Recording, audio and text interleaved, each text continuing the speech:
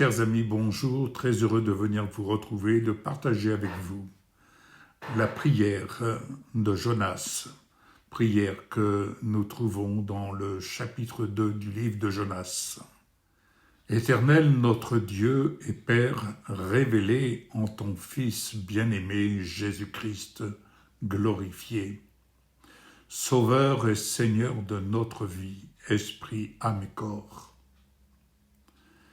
Dans cet écrit, nous nous tenons dans ta présence vivante, au moyen de la foi, qui nous vient de ce que nous entendons de ta parole.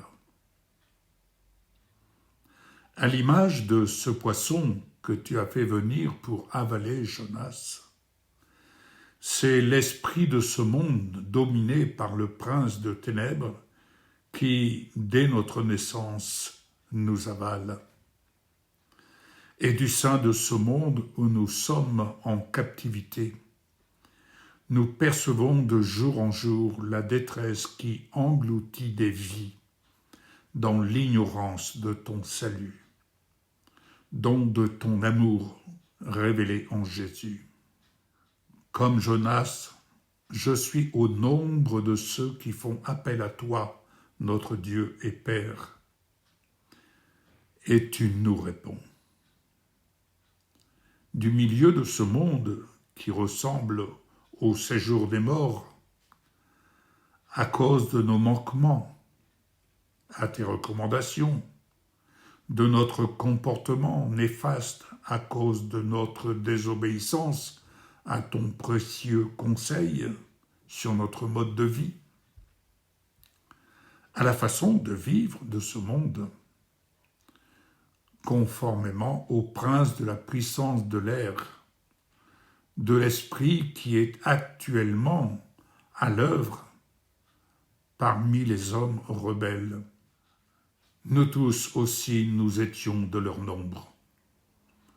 Notre conduite était dictée par les désirs de notre nature propre, puisque nous accomplissions les volontés de la nature humaine et de nos pensées.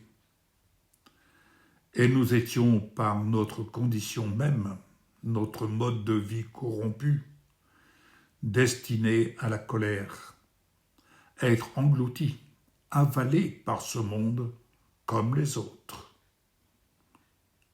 conformément à ce qui est écrit dans Éphésiens 2, versets 1 à 3. De ce monde, de ce séjour des morts, je t'ai appelé au secours, et tu as entendu ma voix. Dès ma naissance au sein de ce monde, j'ai été jeté dans l'abîme où mes parents étaient eux aussi en captivité, dans les profondeurs de ce qui ressemblait à une mer agitée, et les courants de pensée diversifiés, toxiques, m'ont environné. Toutes les vagues et tous les flots sont passés sur moi.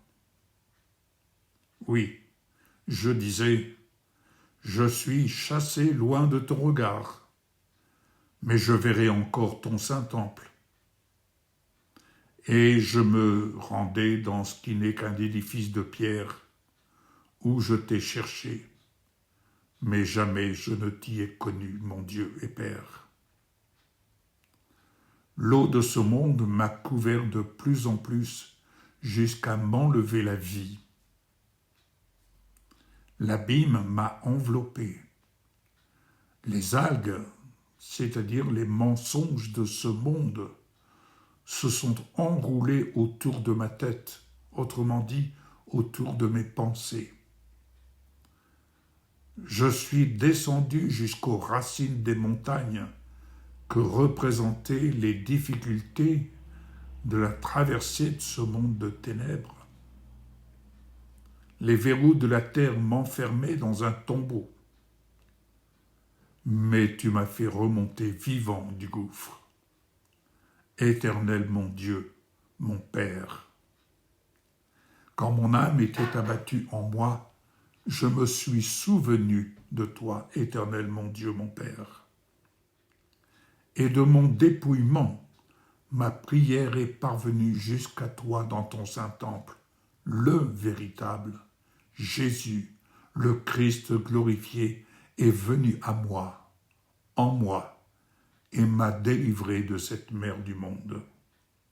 Et c'est en lui, mon arche de gloire, que je suis désormais réfugié, devenu enfant de la maison, co-héritier de Jésus, ton Fils bien-aimé.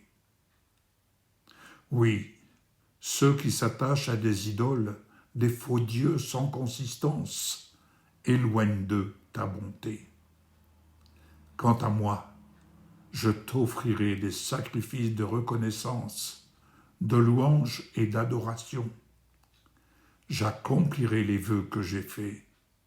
Mon salut vient de l'Éternel, mon Dieu et Père, révélé dans le don de son amour, celui de son Fils bien-aimé, Jésus-Christ, ressuscité et glorifié. En lui, j'ai tout pleinement. Et vous aussi, vous pouvez avoir tout pleinement si vous décidez de recevoir Jésus comme Sauveur et Seigneur de votre vie. Amen.